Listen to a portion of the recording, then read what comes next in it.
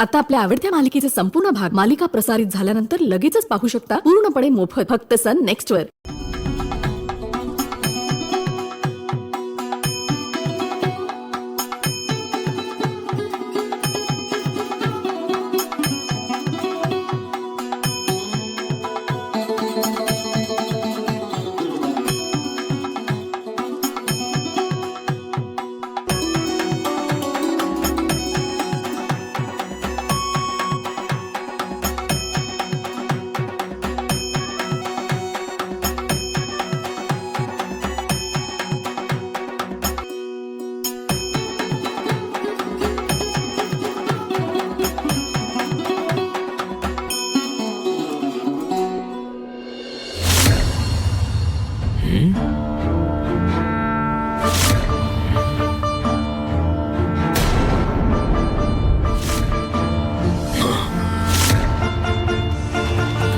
पुढील जन्मात तू पृथ्वीवर वानर रूपात जन्म घेशील. तू पृथ्वीवर वानर रूपात जन्म घेशील.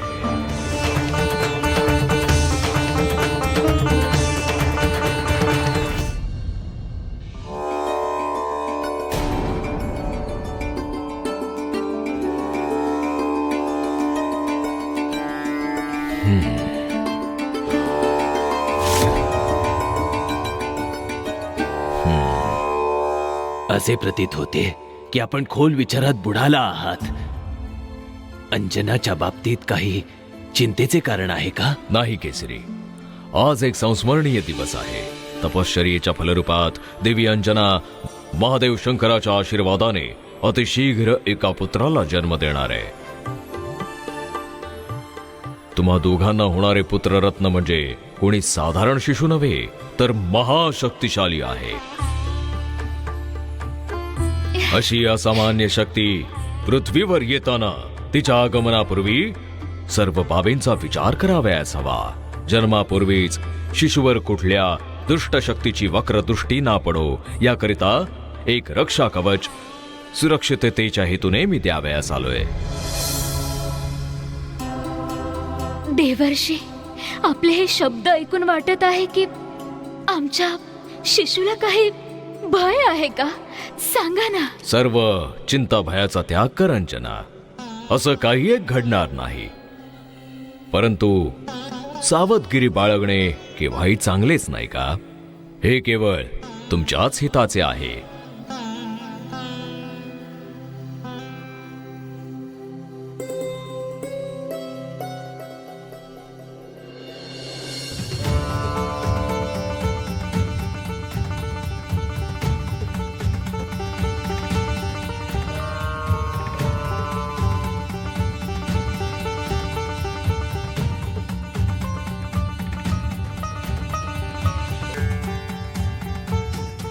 हे घे रक्षा कवच.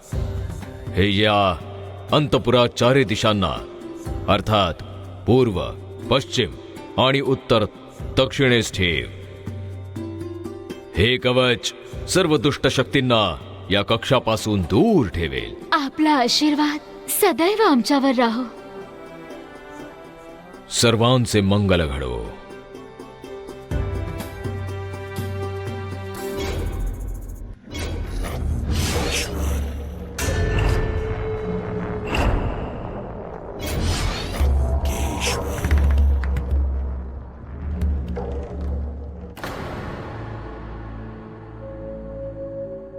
आनंद घे दशानना, आनंद घे.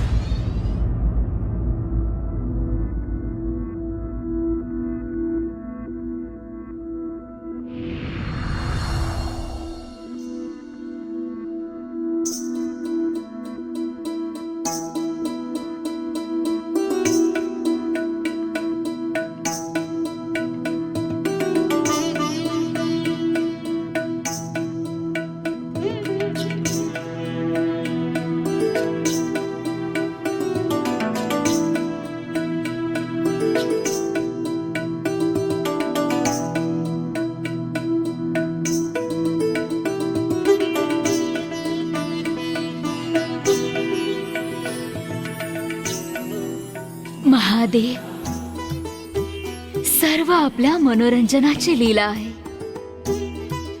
आपण सर्वत्र विराजमान आहात. सर्व जीवांच्या आतली शक्ती आपण आहात. इथे धर्म नारायण अंजनाच्या अंतरात्म्यातही तुम्ही आहात स्वामी.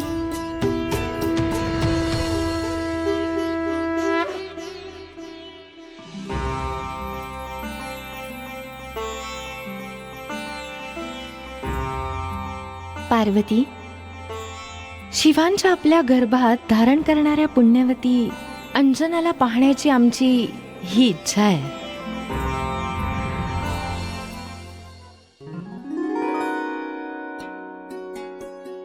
अंजनाच्या शरीरातून दिव्य ज्योत प्रकाशित होत आहे. दिव्य प्रकाश तर असणारच तिच्या गर्भात शिवांश जो आहे. हे अंजनाच्या कित्येक वर्षांच्या तपश्चर्येचं फळ आहे. स्त्री करिता गर्भधारणेच्या आनंदाहून मोठा कुठलाच आनंद नसतो. स्त्रीला मातृत्व प्राप्त झाल्यानंतरच तिच्या स्त्रीत्वाची पूर्ती होते. मान, मर्यादा, महात्म्याची स्वीकृती मिळते. हा अनुभव तर अद्भुत आहे. पुरुषांना होणारा अनुभव वेगळाच असतो. ह्या मातृत्वाने प्राप्त होणारी सुख, शांती केवळ एक माताच अनुभवू शकते. हे दुसऱ्या कोणासही प्राप्त होऊ शकत नाही. या गर्भधारणेच्या आनंद काळातून आता अंजना जातीये. या काळात तिच्या मनात असंख्य इच्छा येत राहतील. गर्भवती आपल्या मनातली इच्छा प्रकट करत नाहीत का? तेही जेव्हा शिवांश तिच्या उदरात असताना. हो हो, तिची इच्छा कैलास पर्वताप्रमाणे भव्य असू शकते.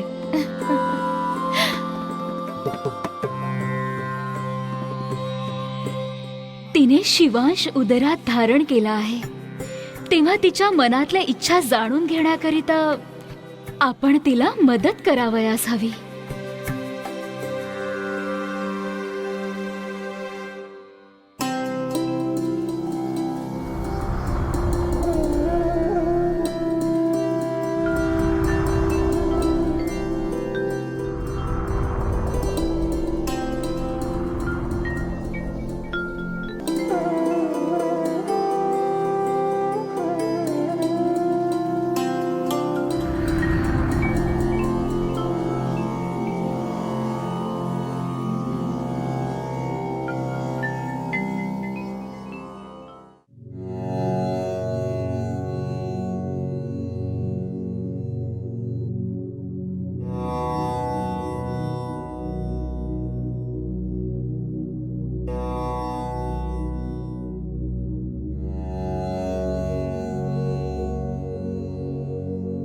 स्वामी, हे तर देवलोकातील पुष्प आहे.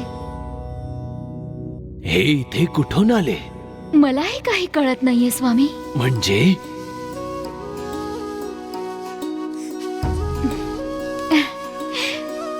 ही तर महादेवांची लीला आहे.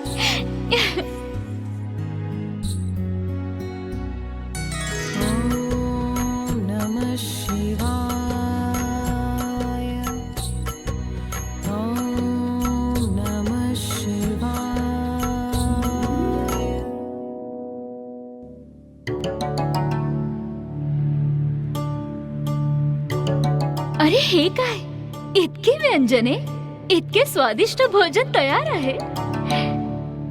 आज काही विशेष दिन आहे का? केवळ आजच नव्हे तर आता दररोजच विशेष दिन आहे. अंजना, आता तू गर्भवती आहेस. आपल्या राजवैद्यांनी भिन्न भिन्न स्वादिष्ट व्यंजनांचा तुझ्या भोजनात समावेश करण्याचे आदेश दिले आहेत. हे सगळं तुझ्यासाठीच आहे देवी. तुझ्या गर्भात माझा जो पुत्र वाढतोय त्याच्याकरिता आहे. इतके पदार्थ एकाच वेळी खाण्याची सवय नाहीये स्वामी. मी केवळ थोडंसंच खाऊ शकते. मी काही कोणी खादाड राक्षस नव्हे. अंजना, आता तुला केवळ तुझ्या एकटी करताच खायचं नाहीये, तुझ्या गर्भातल्या आपल्या पुत्राकरताही खायचंय.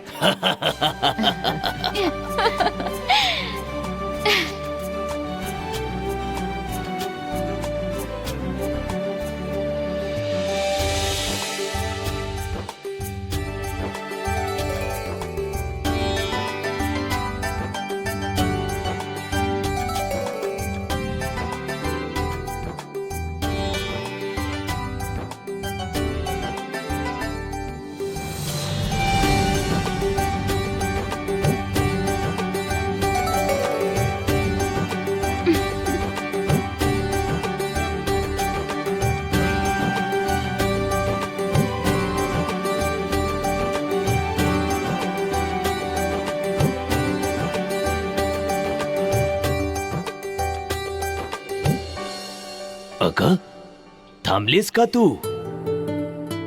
तुला आणखी थोडं खावं लागेल. हे काय? इतके खाऊनही माझी क्षुधा शांत नाही झाली. पण हे असं काय होत आहे? असं का होत असावं? सांगा ना.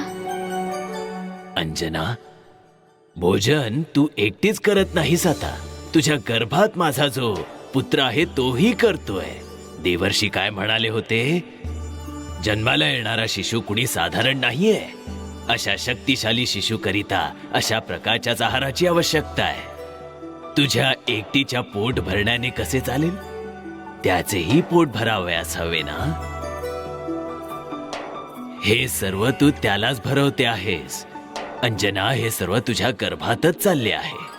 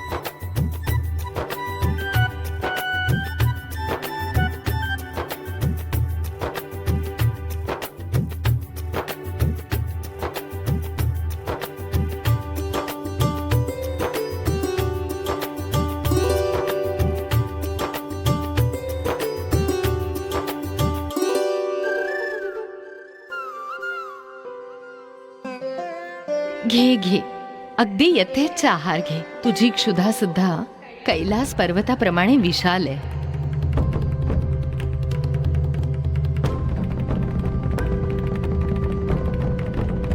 शिवांशाला कितीही व्यंजने खाऊ घाल, त्याची क्षुधा शांत होणार नाही. देवी लक्ष्मी, आम्ही पाहत आहोत जेव्हापासून अंजना गर्भवती झाली तेव्हापासून तुमची दृष्टी तिचे भोजन आणि तिच्या हालचालींवर खिळून राहिली आहे. आणि आमच्याकडे तर तुमचं लक्ष देखील नाहीये. आपल्या निकट असूनही आपण आम्हाला विसरून गेला आहात. स्वामी, मातृत्वाचा आनंद असाच असतो. दुरून पाहून मला जसा आनंद होतोय ना, तसाच आनंद मातृत्व अनुभवण्याचाही आहे. तुम्हीही बघू शकता. माता आणि शिशूचं नातं सृष्टीची एक अद्भुत रचना आहे, ज्याचा केवळ एक माताच अनुभव घेऊ शकते. या सुखाच्या एका अंशाची तुलना ब्रह्मांडातल्या दुसऱ्या आनंदाशी होऊ शकत नाही. एक स्त्री पृथ्वी लोकात तेव्हाच देवत्व प्राप्त करते जेव्हा ती मातृत्व प्राप्त करते. उंड पिंड ब्रह्मांड सर्व जिच्यात सामावले ती आहे माता.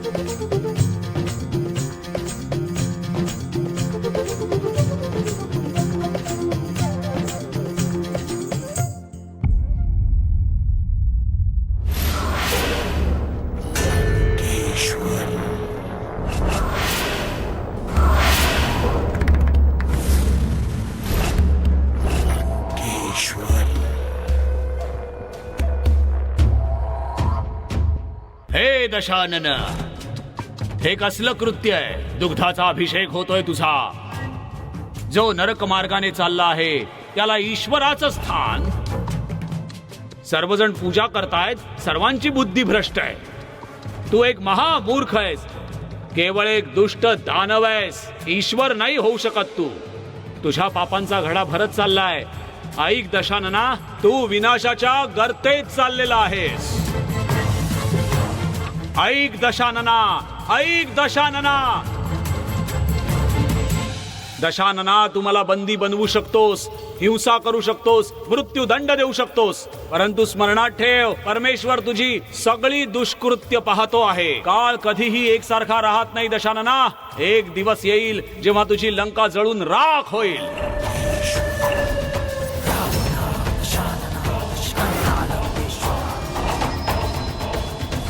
या चंद्रभार्गव ऋषीचे शब्द कधीही असत्य ठरत नाहीत.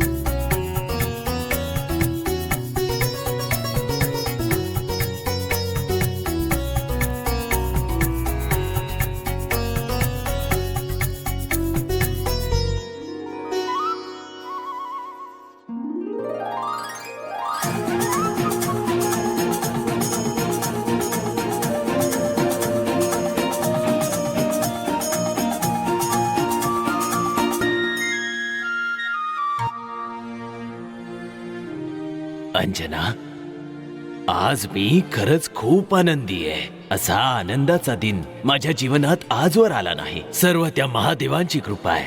त्यांच्या आशीर्वादानेच हा अत्यानंदाचा दिवस आपल्या जीवनात आलाय. आज हास्यातही एक संतुष्टी आहे. अंजना, स्त्री जेव्हा गर्भवती होते तेव्हा ती जी संतुष्टी अनुभवते ती इतर कशानेही लाभू शकत नाही.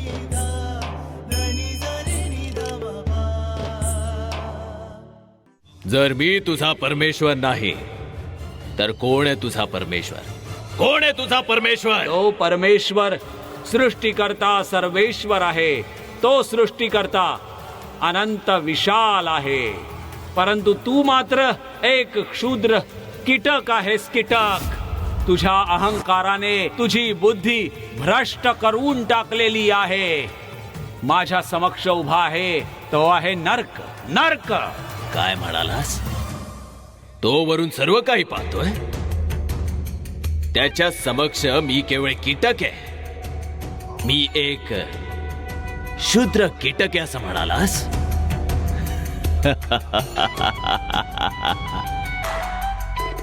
अरे मूर्खा, मूढा, आज या रावणाचेच सर्वत्र राज्य आहे. मी त्रिलोकाधिपती आहे. त्रिलोक वंदन करत मला. तू त्रिलोक स्वामी नाहीस. तू त्रिलोकातील दुष्ट शक्तीप्रमाणे आहेस.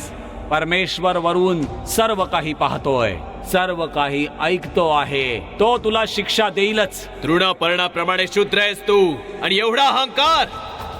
तो वरून सर्व काही पाहतोय ना, सर्व काही ऐकतोय, हो ना?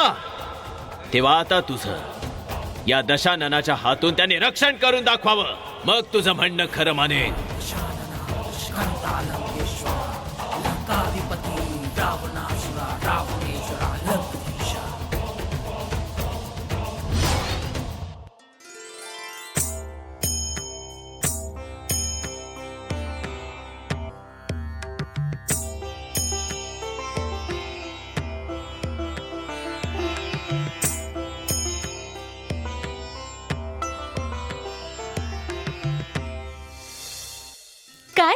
उरुची?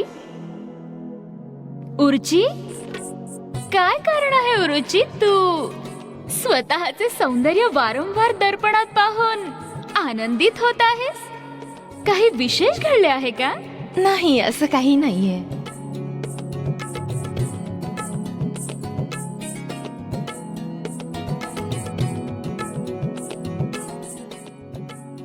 अरे किती लज्जित झाली आहेस तू. बोल उरुची, सांग ना. मी माता होणार आहे. कोण आहे याचा पिता? हे विचारताना भय वाटत आहे. तू जाणतेस आपली चिंता काय आहे. कोण आहे याचा पिता? कोण आहे? सांग ना उरुची, सांग ना आता.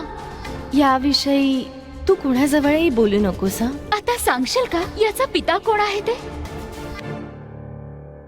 माझ्याप्रमाणे हजारो लोकांना जरी बंदी बनवलंस ना तू, तरीही तू जिवंत राहणार नाहीस. तुझ्या अत्याचाराचा, हिंसेचा नाश निश्चित होईल. तुझा विनाश होईल. ऐकलंस ना नीट? दशानना, तुझ्या पापांचा अंत अवश्य होईल. लंकाधिपती दशानन रावण महाराज आहेत. हा?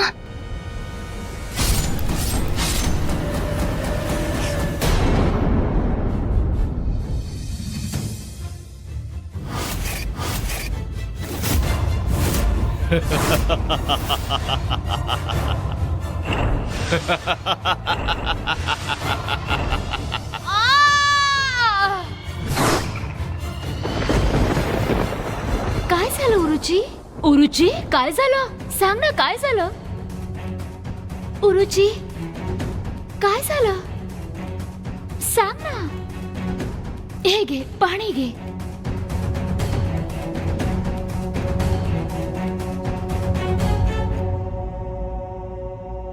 उरुची, नक्की काय झालं? सांग ना. काय झालं उरुची? हे सहन होत नाहीये. खूप विचित्र आहे. कसलं तरी संकट येईल अशी भीती वाटतेय.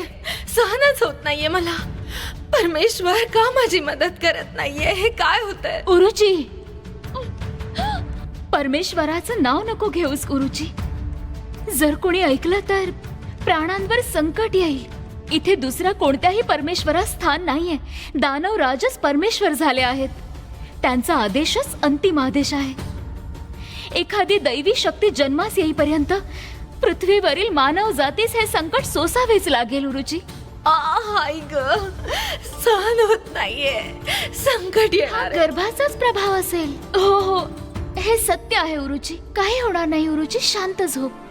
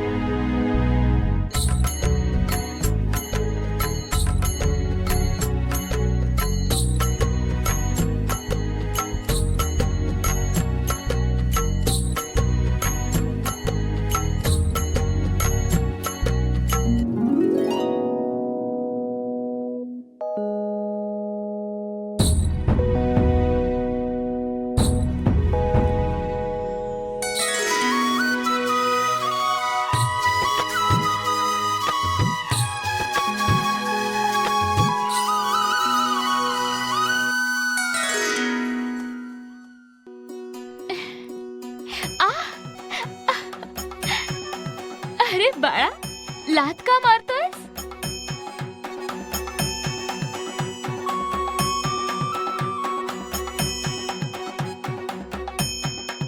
अरे अरे, आईला लात मारतोस का लबाडा? ओ, आपल्या मित्रांसोबत खेळायचं आहे का? थोडी प्रतीक्षा कर बाळराजे. जेव्हा तू या भूमीवर येशील तेव्हा मनसोक्त खेळ हा बाळा. तोपर्यंत संयम बाळग.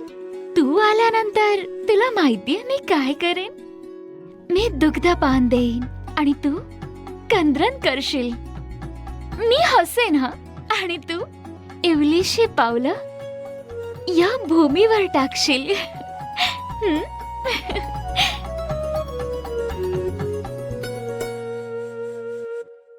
उठून उभं राहण्याच्या प्रयत्नात माझं बाळ पडेल आणि तुला पडताना पाहून अरे माझं बाळ पडलं पडलं माझं बाळ असं म्हणत धावत येऊन तुला कुशीत घेईन. मग तू हळूहळू धावायलाही लागशील. तेव्हा आपल्या सवंगड्यांसोबत खेळ खेळू शकशील. समजलं पुत्रा? आता आपल्या संवादाला विश्राम देऊया. तू विश्राम करा.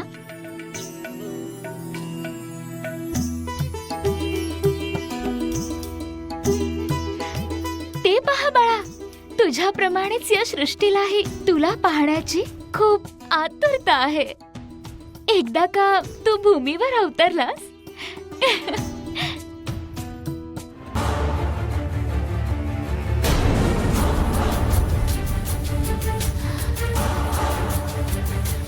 अरे नाही.